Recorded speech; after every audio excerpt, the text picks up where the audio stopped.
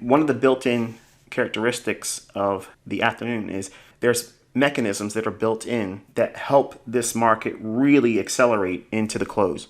And if you study the price action in your lower time frame charts, you'll see that there's a repeating phenomenon at typically around 20 minutes to 4 and 10 minutes to 4 and 4 o'clock. And it's all based on market on close orders. That's really what it is. Okay. And the algorithms will start spitting out really, really aggressive pricing and forcing traders to either cover or get out of their trades. And usually if it's going up, it really just ramps up and accelerates in that direction.